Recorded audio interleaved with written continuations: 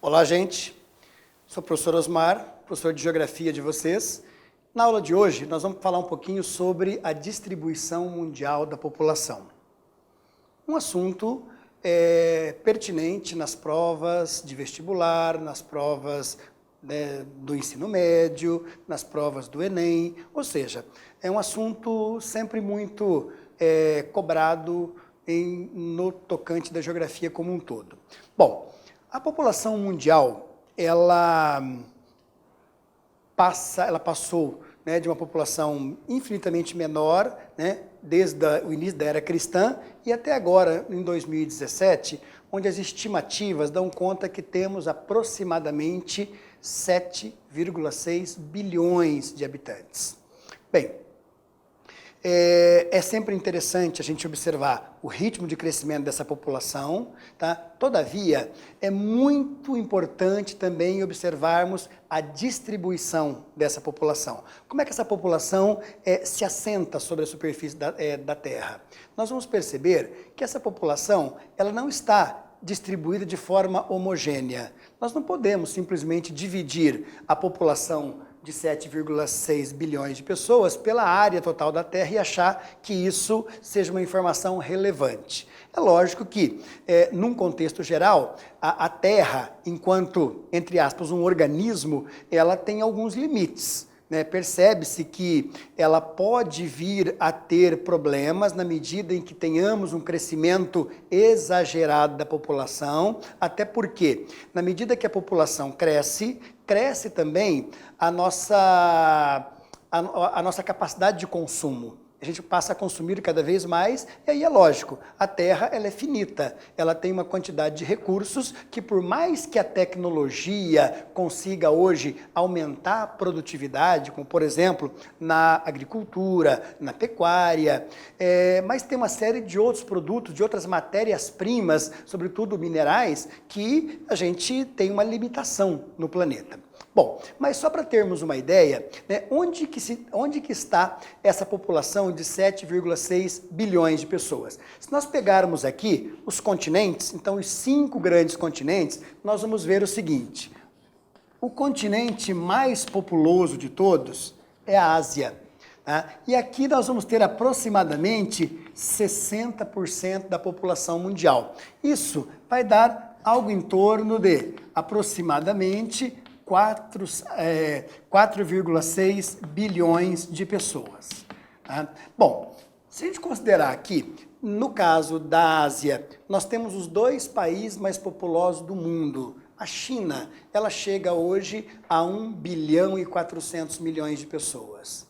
E a Índia está ali quase que empatando, algo em torno de 1 bilhão e 350 milhões de pessoas. Então vejam, somando a China e a Índia, nós vamos ter quase 2 bilhões e 800 mil habitantes. A Ásia inteira tem 4,6 bilhões. Então é bastante significativo. 2 bilhões e 800, quanto representa em 7 bilhões e 600? Então, apenas 2 países do mundo. Então, a Ásia, por si só, então ela tem um contingente populacional bastante elevado. Depois, nós temos, por exemplo, a América, que é um outro continente que vai apresentar para a gente algo em torno de 13,5% da população mundial. Então, a América já apresenta uma quantidade menor. Em termos de área, ela é bem menor que a Ásia, evidentemente, tá? E ela tem também, em termos de população, uma população numericamente bem menos significativa, o que vai dar em torno de 13%. A África é um continente que tem aumentado gradativamente a sua participação no montante da população mundial. E isso por quê? Tá? Isso devido ao fato de que o crescimento vegetativo, o crescimento populacional na África ainda é um crescimento bastante elevado. Enquanto o mundo cresce aproximadamente 1,2% ao ano, a África cresce numa média de 2,3%. Então, a cada dado censitário, a cada estatística, a cada estimativa, se percebe que a porcentagem que cabe à África ela tende a aumentar sensivelmente. Então, hoje, ela já ocupa aproximadamente algo em torno de 15%. Bem, a Europa, pelo contrário, a Europa ela vem gradativamente diminuindo a sua parcela, tá? Por razões opostas à da África. Enquanto que a África tem um crescimento populacional mais elevado, né, a Europa, pelo contrário, ela entrou num estágio de estagnação. Então, em alguns locais, já em alguns países, já começa a ter uma diminuição absoluta da população. Então, aqui no caso da Europa, ela responde por aproximadamente 11% da população mundial. Então, isso é um dado interessante. E depois, nós vamos ter ainda a Oceania. A Oceania é aquele espaço territorial, aquele continente, é o chamado Novíssimo Mundo, que ele é formado, né, pela Austrália, que é a área propriamente continental, a Nova Zelândia, que é um arquipélago, e depois um punhado de outros arquipélagos menores, né? Uma infinidade deles, são milhares de arquipélagos, e essa área toda, né, ela não tem ali nenhum país com grande população, de modo que a população da Oceania como um todo, ela vai dar conta de apenas 0,5% da população mundial. Então, vejam, por aqui, a gente já consegue ter a percepção de como essa população ela está dividida, ou melhor, está distribuída de forma irregular. Bom, por que essa distribuição ela tem essa engenharia? Por que essa distribuição ela tem esse aspecto heterogêneo? O que a gente vai considerar em relação a isso? Então, nós podemos fazer o nosso raciocínio a partir de várias premissas. Podemos considerar vários aspectos. Então, vamos ver aqui alguns fatores que a gente vai assinalar como sendo fatores que podem nos ajudar a entender um pouco essa questão. Então, ao tratarmos desses fatores, a gente vai, então, colocar aqui, ó, fatores. Vamos identificar fatores de quê? De influência, ou seja, né, fatores que exercem alguma influência na distribuição populacional. Bom, dentre esses fatores, nós podemos levar em conta aqui algumas questões. Então, vejamos, fatores físicos ou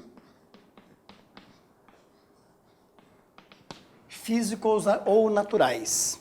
Bom, então, são aqueles fatores na qual levamos em conta, né, os elementos da natureza que podem facilitar e ou dificultar a fixação das pessoas em determinado lugar. Vale dizer que nos dias de hoje, né, no momento em que nós vivemos, não existem mais lugares que o homem não consiga sobreviver. O nível tecnológico, o conhecimento desenvolvido faz com que nós tenhamos a possibilidade de adaptar os locais. No passado, até uma forte corrente da geografia, quando a geografia surge como ciência, ali no final do século XIX, um grande estudioso alemão chamado Friedrich Ratzel foi responsável, inclusive, pela criação de uma geografia, de uma escola geográfica, denominada como escola alemã ou escola determinista, né? Então, Ratzel, ele colocava a situação, a relação sociedade-natureza, como que o ser humano ele fosse submetido ao meio, que a natureza é que determinava as ações do homem e ele não tinha muito o que fazer em relação a isso. Bom, posteriormente, ali na Europa mesmo, né, agora na França, surge uma outra teoria criada por um indivíduo chamado Paul Vidal de Lablache, né, de origem francesa, portanto, e que vai ser denominada como possibilismo geográfico. Então, vai ser a escola francesa de geografia, a escola possibilista. Então, o que Lablache dizia? Ele dizia o seguinte, que a natureza influencia as ações do homem, mas não determinam. Isso por quê? Porque o ser humano, como inteligente que é, como capaz de produzir tecnologias, ele consegue adaptar o meio às suas necessidades. Se nós pegarmos hoje essa questão ao pé da letra, nós vamos ver que poucos são os lugares em que o homem não está presente.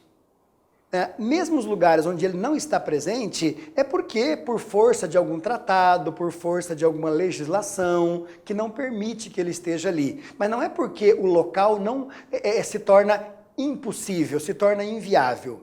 Tá? Todavia, nós vamos perceber que determinados locais, como eu disse anteriormente, facilita ou dificulta.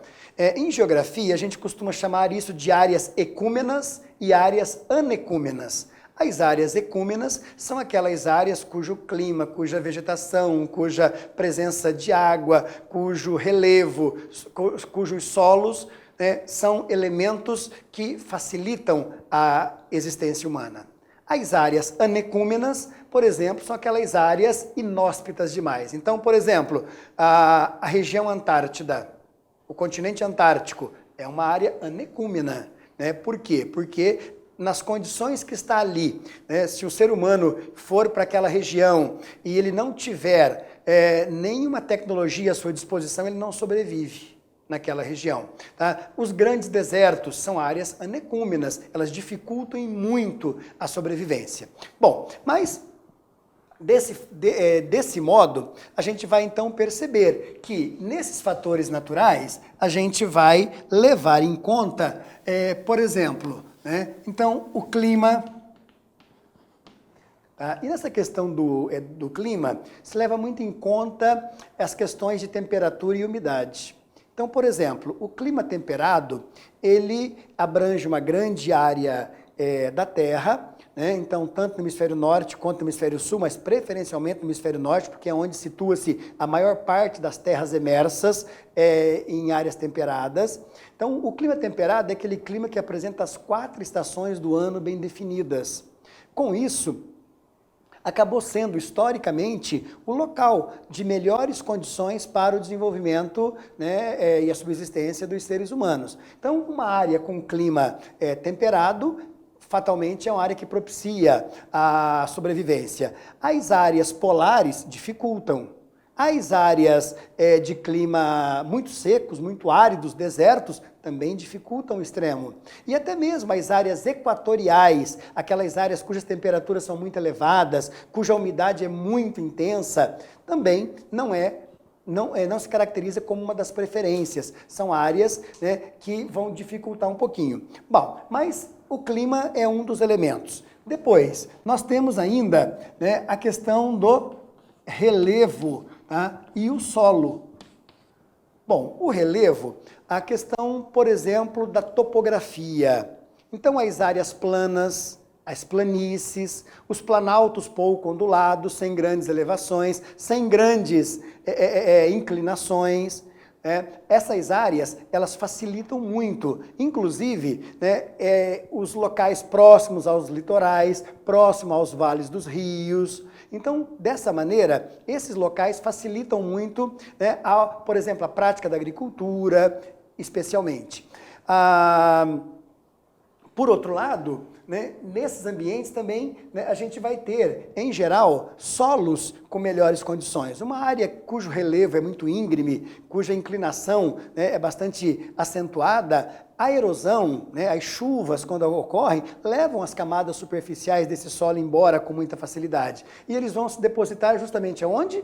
nas áreas mais planas. Então, com isso, nessas áreas mais cujo relevo é mais quebrado, ele é mais acentuado, né, dificulta-se um pouco, enquanto nas áreas mais planas facilita. Então, os solos, né, que vão estar diretamente ligados aos processos, né, tanto químico quanto físicos, quanto a natureza litológica, ou seja, a natureza da rocha que deu origem a ele, então vai acabar facilitando ou dificultando. Bom, além disso ainda, nós podemos colocar aqui a questão da água.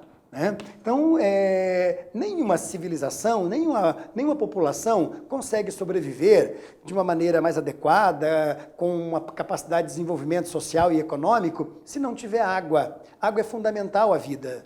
Então, com isso, basta observarmos que as mais importantes cidades, as mais importantes civilizações do mundo, elas surgiram justamente ao longo de grandes rios.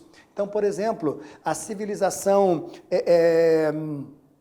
egípcia, às margens do rio Nilo, aquela região do atual Iraque, que costumeiramente chamamos de Mesopotâmia, a planície da Mesopotâmia, entre os rios Tigre e Eufrates, uma área historicamente bastante conhecida, né, e até hoje ainda uma área de maior concentração populacional naquela região do Oriente Médio. Então é um facilitador. Na China, né, o vale do rio Yangtze-Kiang, que é o rio azul, o vale do rio Huanghe, que é o rio amarelo, né, também uma área de grande concentração, de facilidade. Ainda na Índia, né, o rio Ganges, o rio Indo, que atravessa uma parte da Índia e vai desaguar no Paquistão. Então, essas áreas, se a gente observar, inclusive, um mapa de densidade demográfica, nós vamos perceber que nessas regiões é que nós temos ali verdadeiros formigueiros humanos. Sobretudo, esse termo a gente usa mais para a Ásia, devido à grande concentração populacional. Então, além dessa água ser necessária para o abastecimento das populações, ele é utilizado, né, por exemplo, para as atividades econômicas, né, a agricultura, a pecuária, nos locais onde estão industrializados também a água é fundamental para o processo de industrialização, a navegação, nós não podemos desconsiderar. Quando o rio não permite naturalmente a navegação, né, ele normalmente aí é um rio de planalto, um rio de áreas encachoeiradas, ele vai facilitar a obtenção de energia elétrica. Então, tudo isso são elementos que podem, então, trazer uma melhor condição para áreas de mais adensamento populacional. Portanto, né, os fatores físicos, diria que esses são alguns dos mais relevantes. Depois, nós temos um outro fator que devemos considerar também, que são os chamados fatores históricos. Bom, esses fatores históricos, é óbvio que eles estão ligados aos fatores naturais, como estão ligados também a um terceiro fator que a gente vai observar, que é o fator econômico. Tá? Mas esse histórico, ele tá, a relação que a gente atribui aqui é o seguinte: em geral, as áreas mais antigas, as áreas historicamente mais antigas, são as áreas mais populosas. Como exemplo, nós podemos pegar, por exemplo, o caso da Ásia. Então, né, as áreas o continente mais populoso é o continente asiático, historicamente é uma área bastante antiga, né? Então, por exemplo, a China é um país que tem uma civilização, a civilização chinesa contabiliza mais de 5.000 anos. Então, é óbvio que já existiam cidades há muito tempo, já existiam áreas com maior concentração, sobretudo nas margens desses rios, nas áreas litorâneas. Então, isso faz com que, historicamente, isso seja interessante. Na Europa, a mesma coisa, né? O norte da África, no caso especificamente ali do Egito, ainda hoje, nós temos uma concentração muito grande naquela região do Cairo, Alexandria. Então, são áreas onde se tem uma população muito grande e contextualizado por fatores históricos. É óbvio, e podemos ainda estender isso à América, né? A costa leste dos Estados Unidos é onde até hoje tem uma concentração maior. Por quê? Os Estados Unidos começou por ali. as 13 colônias britânicas. Então, depois estendeu, depois da independência, que os Estados Unidos foi agregando mais terras, chegando até o Pacífico, mas se percebe que tem ali algumas áreas, né, com menos população, a parte central, o meio-oeste, aquela região de relevos mais acidentados, de clima mais áridos, então dificultam. Então, depois no outro lado, né, na costa oeste do Pacífico, também tem uma grande concentração, mas ainda assim a costa leste é aquela que vai apresentar uma melhor condição, porque ali você tem, ao mesmo tempo, fatores climáticos favoráveis, como também uma antiguidade maior no que diz respeito ao processo de ocupação. Eu diria que, nesse caso, o Nordeste brasileiro acaba sendo uma exceção, né? Porque o Nordeste brasileiro ele foi a primeira área a ser ocupada no Brasil, no processo de colonização. O Brasil começou em Porto Seguro, então, num primeiro momento, a região mais explorada foi o Nordeste. E, no entanto, o Nordeste hoje não é a área mais populosa do Brasil. Lógico que ela ainda ocupa o segundo lugar em área mais populosa, mas esse status o Nordeste perdeu para onde? Perdeu para a região Sudeste, que, embora historicamente não seja a mais antiga, mas economicamente foi aquela que apresentou condições que favoreceu uma migração do Nordeste para o Sudeste, fazendo com que o Sudeste, inclusive, se torne o quê? A nossa área core, se torne o centro geográfico brasileiro, né? Constituído, sobretudo, ali naquele eixo Rio-São Paulo. Então, o fator histórico é um fator também extremamente relevante. E um terceiro fator é o fator econômico. Então, os fatores econômicos, vamos deixar tudo no plural aqui, né? Então, os fatores econômicos. Esses fatores econômicos, eu penso que são os de maior facilidade de entendimento. Então, nesse caso, nós vamos apresentar aqui áreas que, por alguma razão, se torna atrativa para o capital. E nesse contexto, a gente vai observar então que ela vai chamar a atenção. Então, costumeiramente, até quando a gente se reporta às questões das migrações, é bastante comum usar termos como áreas de repulsão e áreas de atração. É óbvio que por trás desses termos existem vários fatores, mas, regra geral, os fatores econômicos são os que mais pesam. Então, quando eu disse ainda há pouco, o Nordeste brasileiro, embora seja a área mais antiga, acabou não sendo, não se mantendo como mais populosa, perdendo lugar para o Sudeste. Em razão do quê? Em razão da dinâmica econômica ocorrida na região Sudeste. A própria atividade agrícola, mas posteriormente, principalmente, a atividade industrial. Então, quando, muito embora a indústria brasileira já começou ali no final do século XIX, mas ela vai se caracterizar mesmo como um processo industrial no decorrer do século XX.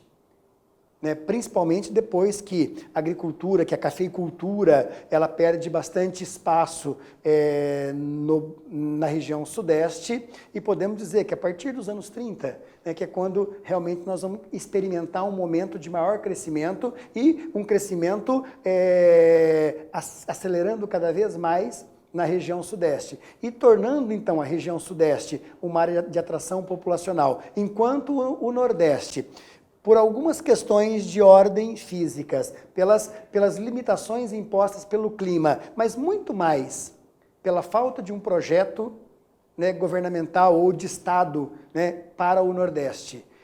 Até porque existem áreas que, do ponto de vista climático, são mais inóspitas do que o Nordeste, mundo afora, e, no entanto, são áreas de grande produção e que poderia manter uma grande concentração populacional. Mas, no caso do Brasil, o clima ele é um elemento associado à falta de uma política adequada para desenvolver adequadamente o Nordeste, e com isso ter uma quantidade maior de pessoas ali. Mas esse critério economia é um critério fundamental. Se nós observarmos, inclusive, nos processos migratórios, no momento em que a pessoa vai sair de um local, não importa a causa que o faça sair, né? É um conflito religioso, é um conflito em função de uma guerra, é um problema de ordem natural, uma grande catástrofe, mas aonde que você vai buscar? E já que eu estou saindo daqui, então eu preciso escolher um local onde eu consiga enxergar que vai me dar oportunidades. E essas oportunidades, né, elas passam pela questão econômica, que é o que vai me ajudar a sobreviver, a me sustentar, né, tanto a mim como a minha família.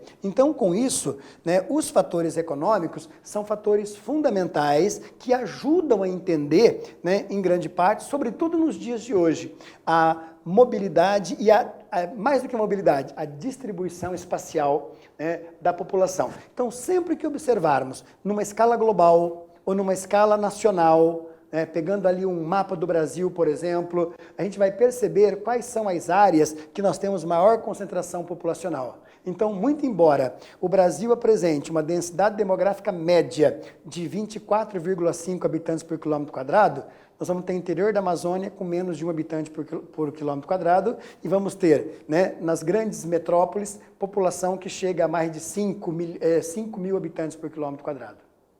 Certo? Então, a aula de hoje é isso e ficamos por aqui e te espero no nosso próximo encontro. Até mais.